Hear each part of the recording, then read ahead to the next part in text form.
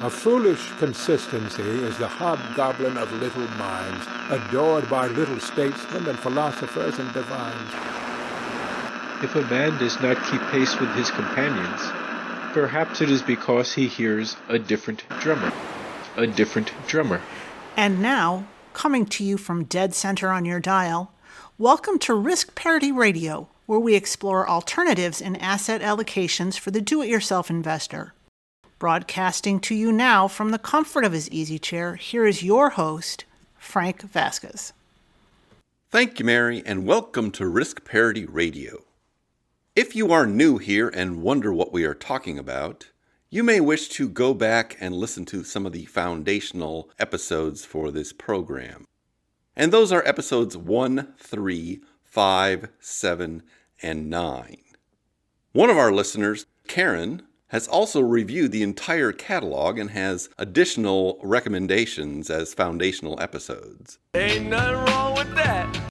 And Karen's recommendations are episodes 12, 14, 16, 19, 21, 56, and 82, in addition to the first 5 that I mentioned. Now, I realize women named Karen get a bad rap these days, but I assure you that all of our listeners are intelligent, thoughtful, and savvy. Yes! And don't forget that the host of this program is named after a hot dog. That's not an improvement. Lighten up, Francis. But now onward to episode 157 of Risk Parity Radio. Today on Risk Parity Radio, we're going to get back to our emails. But before we get to that, one of the things you receive when you start a podcast is reports from various charting services about where your podcast is being listened to. And I got an email from one of those services this week indicating that some of my listeners are in Ukraine, and we made their charts this past week. So I just wanted to say I'm very sorry for your situation right now, and I wish you safety today and victory tomorrow. In honor of your president and his career as a comedian, I offer you this classic clip to hopefully take your mind off things for a couple of seconds. I think it's time to put the hurt on the Ukraine. I come from Ukraine. You not say Ukraine weak? Yeah, well, we're playing a game here, pal. Ukraine is game to you? How about I take your little Boris? And there'll be a couple more poignant clips at the end of this episode. Separately, I had another listener ask me if I knew of any good charities to contribute to help out with what's going on there. And as always, when I get these kinds of questions, I consulted my oracle. Mary, Mary, why you bugging? And Mary recommends World Central Kitchen. World Central Kitchen is an organization founded by Chef Jose Andres to provide meals in disaster situations. They have a good reputation for being organized, efficient, and actually providing good food. They are a 501c3 organization and have a 4-star rating at Charity Navigator. World Central Kitchen is up and running in Ukraine and at 8 border crossings. I will provide a link in the show notes to World Central Kitchen so you can check that out if you're interested. But now back to our more mundane offerings here. Here I go once again with the email. First off, we have an email from Darren. And Darren writes, Uncle Frank, thank you for the helpful response to my previous email, which you addressed in episode 105. Regarding Vanguard, one of your other listeners kindly pointed out that you can use a different account type to invest in a wider range of non-Vanguard funds. But just to inform the other UK listeners, I have checked with Vanguard, and this isn't possible in the UK. This is unfortunate, as I have found long-term UK government bonds, gilts, to be a bad substitute for long-duration U.S. Treasury bonds, where the largest part of my portfolio is a World Equity Index Fund, which is heavily weighted towards North America. That said, I realize correlations may not be consistent over shorter time frames. Thank you very much for pointing me at the Unicorn Bay Asset Correlation Tool for international funds. Maybe I missed something, but I didn't have much luck in listing any negative correlations even with long-duration Treasury bonds versus equity funds. In any case, it appears the tool isn't currently available to try again. On the subject of tools, are you aware of any good sites that allow you to chart the performance of different funds overlaid? I've been surprised that searching for such a site is also challenging. One of my pension providers has this functionality, but only for the funds they offer. I'm sure there must be similar sites that cover a wider range of funds. My main question today is how someone might use a risk parity portfolio to bridge the gap between retiring from work and the point at which private pension funds can be accessed.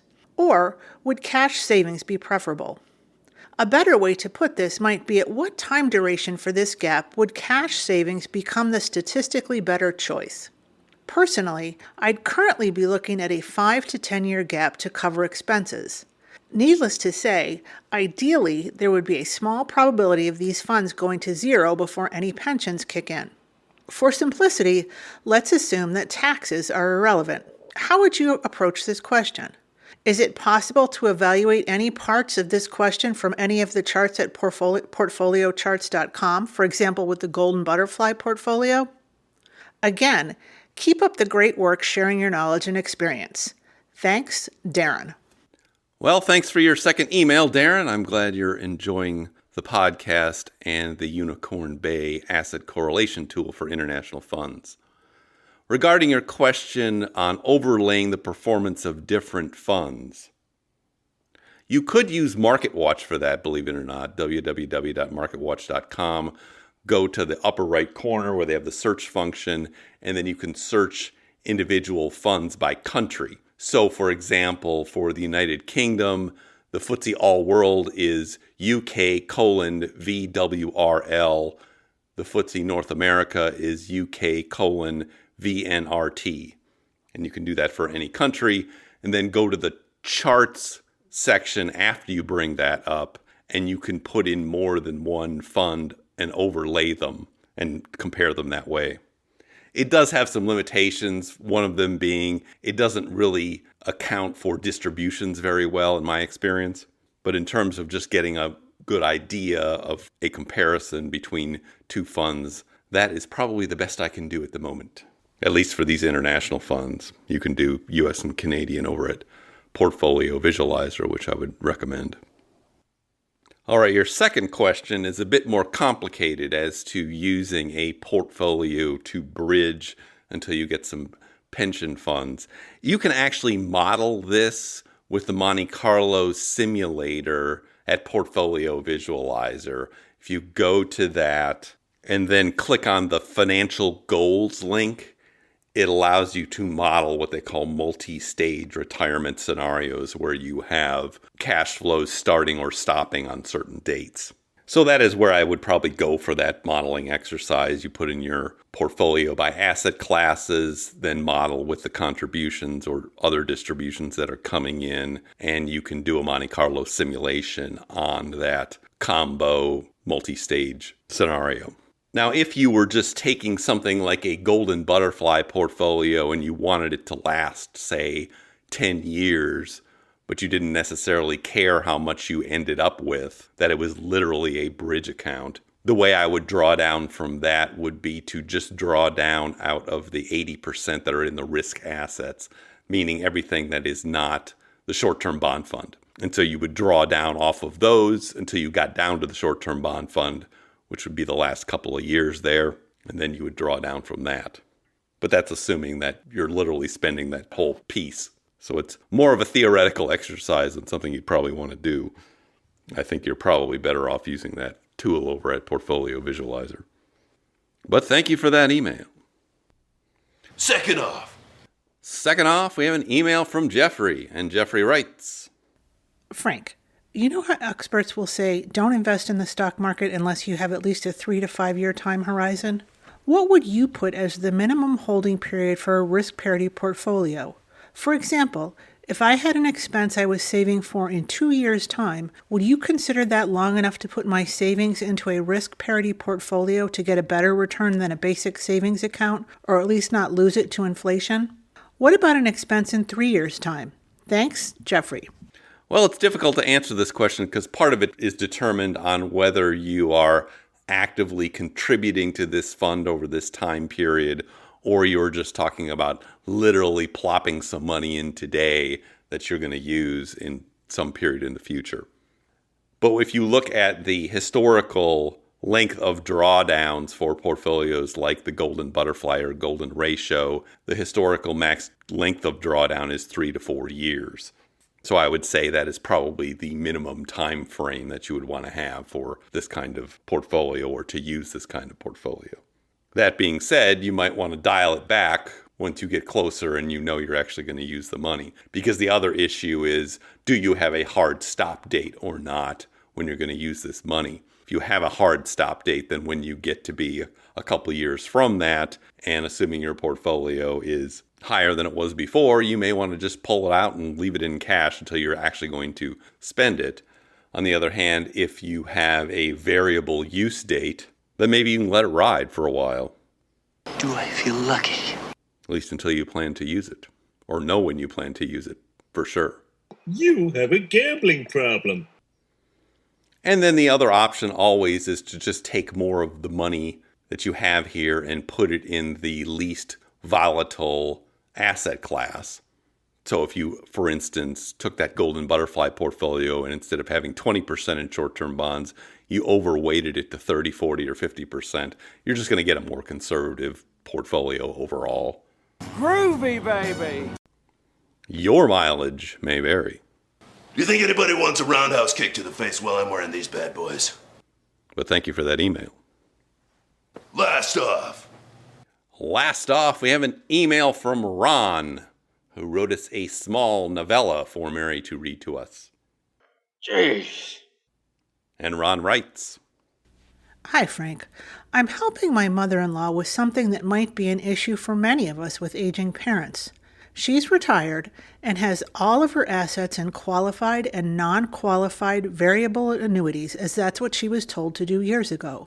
From what I can tell, she pays anywhere from 1.5 to 3.5% in fees, fund expenses, and her compound annual growth rate over the past 10 to 15 years across her accounts is only 4.1%. It seems like a lot of the older generation have a lot of annuities, but they are so complicated and the fees are very hard to isolate. So here are my questions, in 2 parts. first off, First, I'd like to confirm the strategy of moving out of annuities into regular brokerage/IRA accounts. This seems like a no-brainer, but wanted your opinion. For background, she has income from SSI, a pension-like payment plan from her old employer, and rental income, all of which more than cover her monthly expenses. So she really doesn't need the annuities for her day-to-day expenses. Her tax brackets are 24% income and 15% cap gains. All of her annuities are variable, so they already have risk and are invested in equity and bond funds, mostly like 60-40 to 70-30 splits, with many having guaranteed death benefit income rides, which I believe come with more hidden costs. For the qualified annuities, there is seemingly no tax trigger when transferring a qualified annuity into a traditional IRA. Also, the tax treatment on withdrawals is the exact same in a qualified annuity as a traditional IRA. Withdrawals are taxed at ordinary income. So I see no benefit of having the qualified annuity versus a traditional IRA. An IRA at a regular brokerage will have no fees and countless more investment options with much lower expense ratios. For example, one of the S&P 500 index funds available in the annuity has an expense ratio of 0.49% for an index fund. For the non-qualified, although the annuity grows tax-free, it does not benefit from capital gains tax rates or qualified dividends. Plus, there is no step-up basis benefit for the beneficiary in an annuity, but there is a step-up basis benefit for assets in a regular brokerage.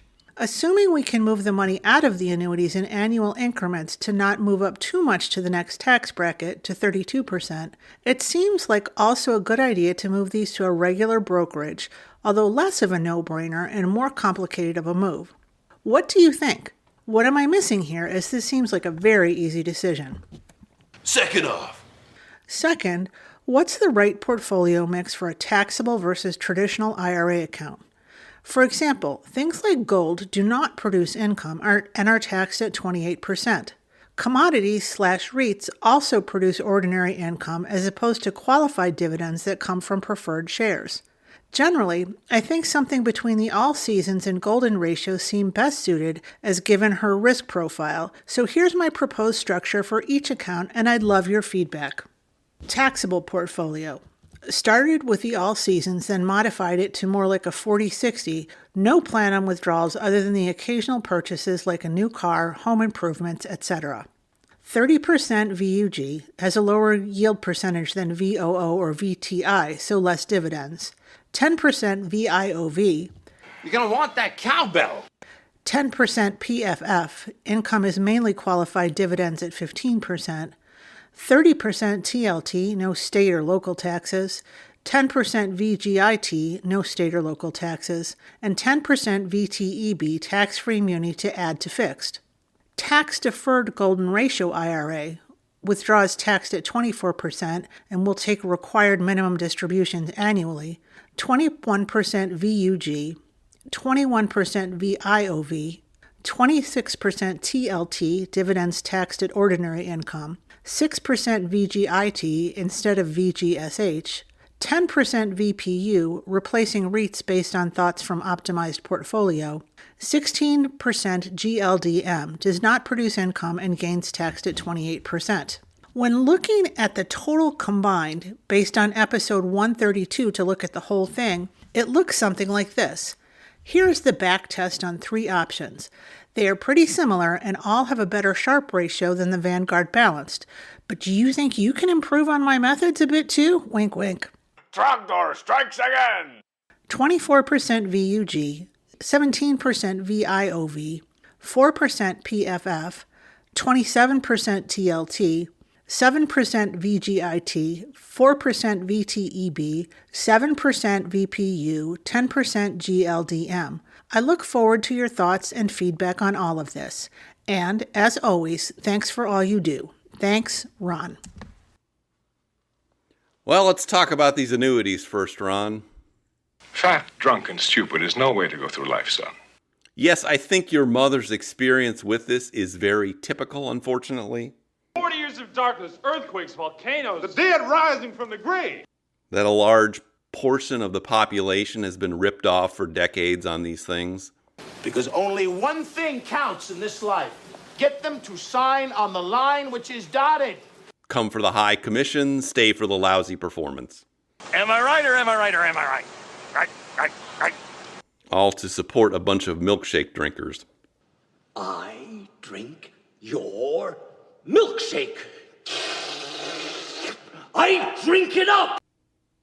A lot of these have been sold over the years based on fear-based crystal balls about future legislation and future higher taxes and future God knows what. You can actually feel the energy from your ball by just putting your hands in and out. All of which was pumped into these people a couple decades ago and turned out to be wrong and false, of course. They're sitting out there waiting to give you their money. Are you going to take it? And so as you've observed, you end up being worse off both from a tax perspective and from a return perspective.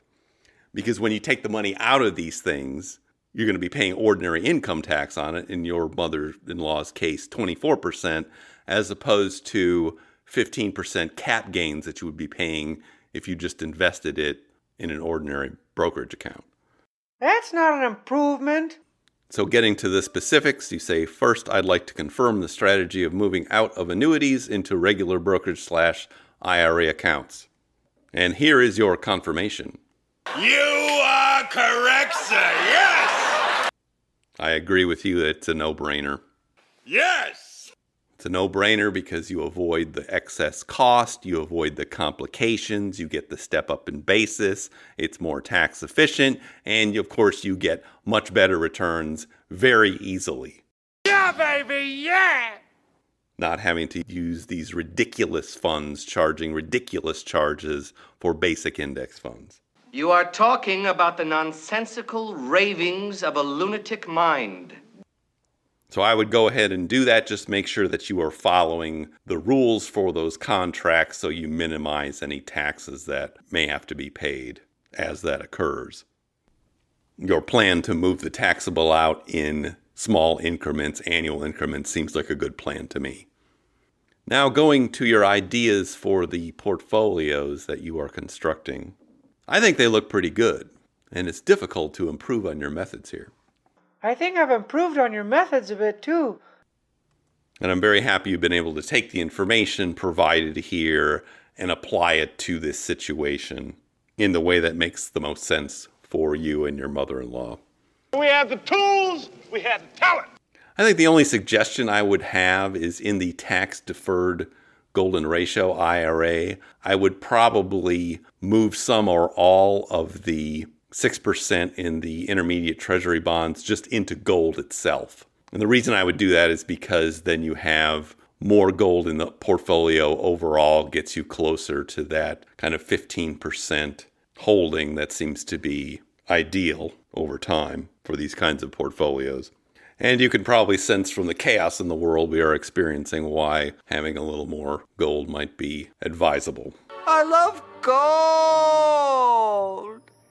Other than that, it's hard to argue with what you've done. I think it'll provide a nice, smooth ride for these portfolios, whether your mother-in-law decides to be taking money out of them or leaving it alone.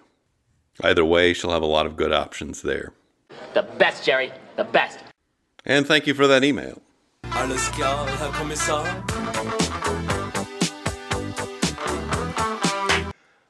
But now I see our signal is beginning to fade. We will be picking up this weekend again with our weekly portfolio reviews of the 7 sample portfolios you can find at www.riskpartyradio.com. And I may have a rant episode coming. We'll see if I can get to that this week as well. If you have comments or questions for me, please send them to frank@riskparityradio.com. That email is frank@riskparityradio.com. Or you can go to the website, www.riskparityradio.com, and put your message into the contact form there, and I'll get it that way. If you haven't had a chance to do it, please go to your favorite podcast provider, like, subscribe, give me some stars, a review. That would be great. Okay. Thank you once again for tuning in. This is Frank Vasquez with Risk Parity Radio, signing off.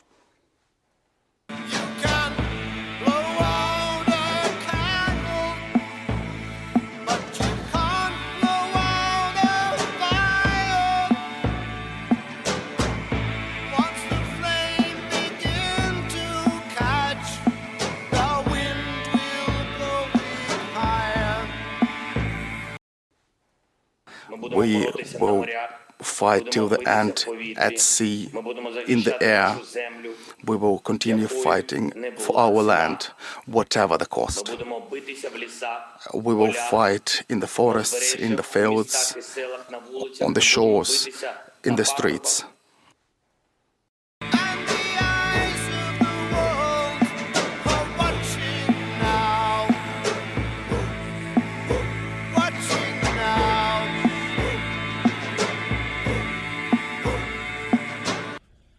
The Risk Parity Radio Show is hosted by Frank Vasquez. The content provided is for entertainment and informational purposes only and does not constitute financial, investment, tax, or legal advice.